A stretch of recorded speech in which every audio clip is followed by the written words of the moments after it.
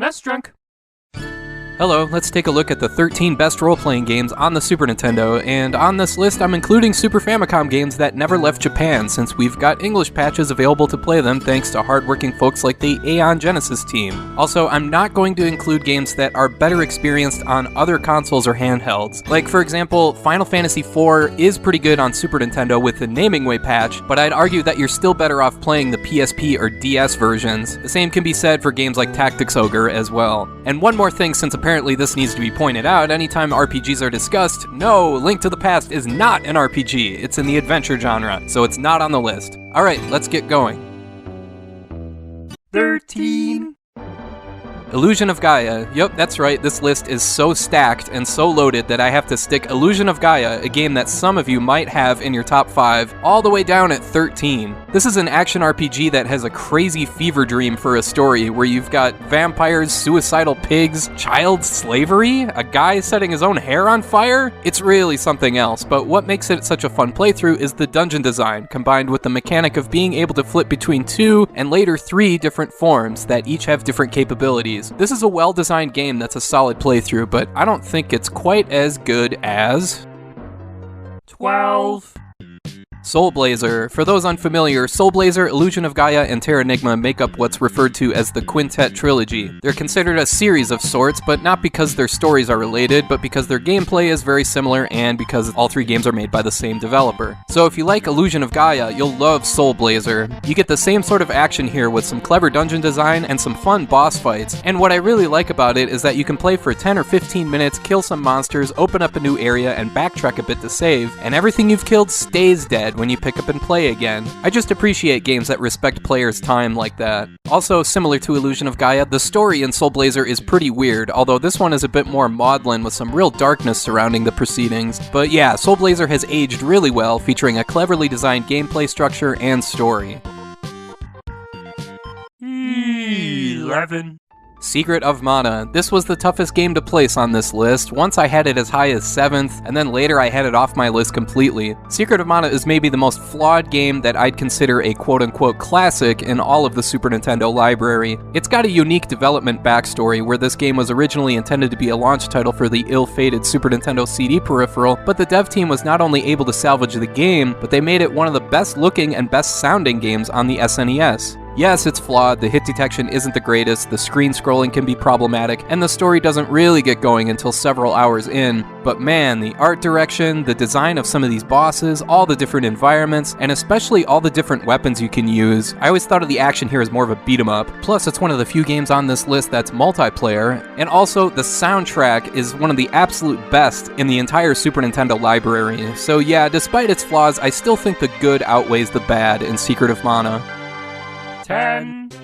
Breath of Fire 2. Man, oh man, I'm already starting to feel bad about this list because I really like Breath of Fire 2, but the way this list shook out, it barely landed in my top 10. Hey, that's just the way it ended up. That definitely doesn't mean this is inferior or anything like that. In fact, this is one of the deepest games on this list that features some great gameplay variety. There's just so much here in this game to dive into, whether it's hunting, fishing, or building and managing a village. And of course, it also executes the traditional role-playing game stuff extremely well, like the combat system, a well-told story that has a great twist that I won't spoil here. But unfortunately, the localization here left the translation in shambles, so if you want to play this one, make sure you do it with the relocalization patch.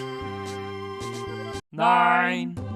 Live Alive. Here's a Squaresoft game that never left Japan, and it's one of the most interesting playthroughs in the entire Super Nintendo library because it's structured to be broken up into 7 different chapters that you play through one at a time in any order you like, and all 7 chapters are totally different in every way. In one you're a pro wrestler, in another you're in the Wild West, in another you're in some strange future where there isn't even any combat. This game is way out there, and it's one of the most ambitious 16-bit titles ever, and best of all, Live Alive really rewards the player for completing all 7 chapters because there's an 8th and later a 9th chapter where every character from every time period comes together, and oh boy, if you finish this one, it's got an absolute doozy of an ending. So if you play this one, make sure you play it all the way through. It is worth it.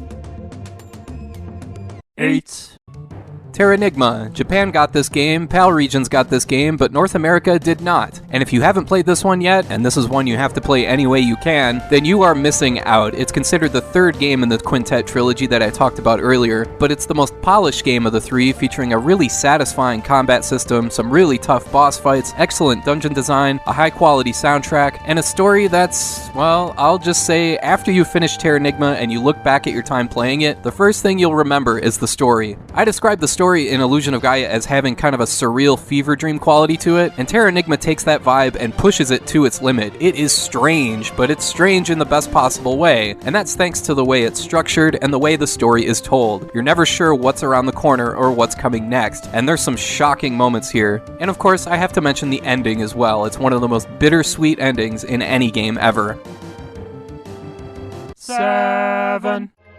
Seiken Densetsu 3, the sequel to Secret of Mana, is another game that never left Japan back in the day, and only recently got released in North America as Trials of Mana, with a remake coming to modern platforms in early 2020. But remake or no, this game offers a lot of things that many others on this list do not. It's a multiplayer action RPG that offers 3 different story paths you can take depending on which of the 6 characters you pick. What I like best about this game is how the combat is structured from a strategic standpoint, and it has to do with how you put together your party. Sure, if you play this game blind, you just pick 3 characters and make do, but once you get a feel for the combat, there's a real incentive there to go back and try a different approach with the other characters, whether it's a melee-powered party with Duran and Kevin, or a magic attack party featuring Angela with Lise to power her up, or if you want to just go nuts with Hawk just to make him a total badass ninja. That's cool too. This game also offers some of the best graphics and sound on any 16-bit game ever, so you are really missing out if you haven't played this one.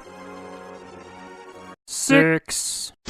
Lufia 2 Rise of the Sinistrals. Quickly, I should mention that no, you do not need to play the first Lufia game to get into this one, and that's definitely a good thing since it's one less hurdle to get into what is one of the best games on the Super Nintendo, let alone one of the best RPGs. On the surface, this may seem like just another turn-based role-playing game, but the way this one works in some Zelda-like adventure-style elements really makes this game stand out as something great. The puzzle solving here is fantastic, but what really puts Lufia 2 over the top is the Ancient Cave, a 99-floor dungeon where every floor is randomized. It's not required to beat the game or anything, but it's practically its own in-depth game within this game, which is pretty amazing. And the game itself is pretty dang good too, even if it does take a little different approach to the storytelling. Don't expect a giant sweeping epic story here, this one's a little different, and I mean that in a good way. Also, some of the pixel art, especially for the Sinistrals, is top-notch, and that boss theme is one of the all-time greats.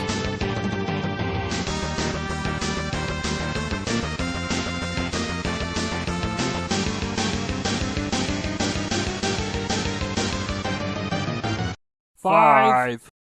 Front Mission Gun Hazard. Longtime viewers of this channel have heard me prattle on about this game for years, and yes, I really do think it's a top 5 role-playing game on the system. This one still has not left Japan to this day on any platform, and that's a damn shame, but thanks to the English patch provided by Aeon Genesis, you can play this one on Super Famicom. Front Mission Gun Hazard takes the usual grid-based strategy of the Front Mission series and turns the combat into side-scrolling action stages a la Cybernator or Metal Warriors. You can manage your mechs or Wanzers as the game calls them and give them orders, jobs, as well as outfit them with all sorts of weapons and armor while allocating stats with lots of variables to account for. But at the same time, the game doesn't overwhelm you with having to micromanage everything, and it does all that while telling an interesting story involving themes of loyalty and betrayal. The real brilliance of this game is being able to balance all of these elements into one cohesive and balanced game. And plus, the music here was composed by Mitsuda and Uematsu. What's not to love here? The game looks and sounds awesome, the gameplay makes you use your brain but doesn't bog down in details, there's plenty of action, and the story is legitimately interesting. This is an absolute must-play on the Super Nintendo.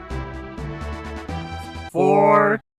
Super Mario RPG Legend of the Seven Stars. In this video so far, you've already heard about these grand sweeping adventures with absorbing narratives, but when it comes to Mario RPG, really one word comes to mind: fun. This game is just a lot of frickin' fun. Sure, this game does have a pretty good story with plenty of heart, but the reason to play this one is that it's unique among its peers. There are some laugh-out-loud moments in this one, some really funny set pieces, like making fun of the fact that Mario doesn't really talk, so he has to pantomime what happened to the princess. It's just all executed really well. I also appreciate that the combat system here is timing based, meaning you land a bigger attack if you hit the A button at just the right time, and there are certain weapons and special abilities that take advantage of this mechanic. Plus you get Bowser in your party at a certain point as old enemies become begrudging allies. Bowser really steals the show in this game. So yeah, on the surface, Mario RPG might seem like a novelty act or a flimsy gimmick, but the way this game plays from beginning to end is just so much fun, and it's something a little different for the genre. 3.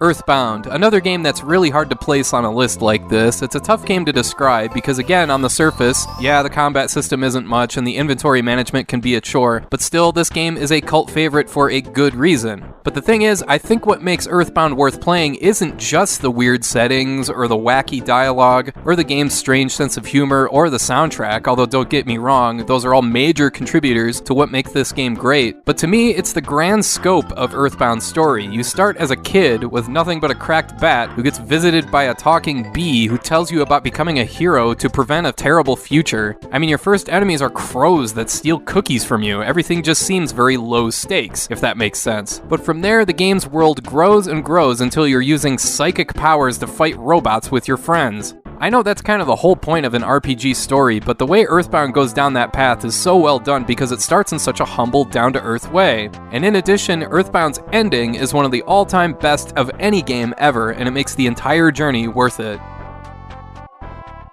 True. Final Fantasy VI. The influence of this one is still being felt today, what with the 14 different playable characters, each with their own backstory, a huge, ambitious story that requires at least a 40-hour playthrough to fully experience, a combat system that features not just special abilities, but full-on attributes unique to each character, whether it's Setzer's slot machine mechanic, Realm's draw feature, or Gao's whatever weird thing Gao does, as well as the Esper system, which allows you to customize each character's battle characteristics even further, and there's also a massive soundtrack that itself is over 3 hours long without a single note wasted, and there's quick time events that keep the player engaged throughout this huge story, tons of twists and turns, a memorable villain. I could go on and on. I think the best way to describe Final Fantasy VI is that it is the quintessential role-playing game experience. It has everything, from the story to the characters, to the visuals, to the sound, to the combat system. This is the ultimate role-playing game. Yeah, some of the characters aren't going to get used much, and yeah, the story maybe could have used a little editing and a little more focus, but in the end, this is a top 10 game on the Super Nintendo, and maybe a top 10 16-bit game, period. 1.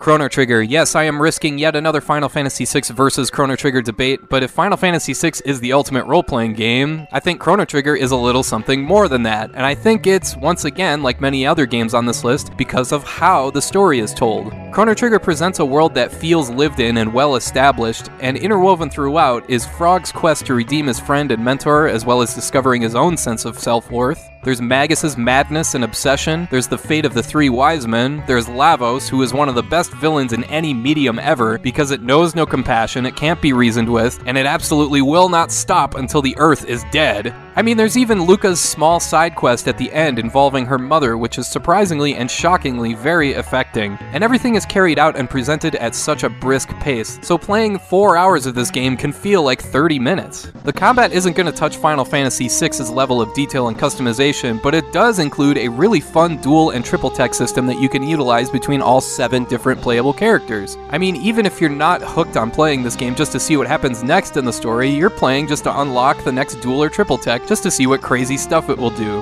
Chrono Trigger transcends just being the best Super Nintendo role-playing game because it's one of the most imaginative, engaging, and flat-out fun stories in any video game ever, and all the other aspects like combat, the boss fights, the incredible pixel art and art direction, and especially the pitch-perfect soundtrack by Mitsuda make this one of the best video games ever created, period.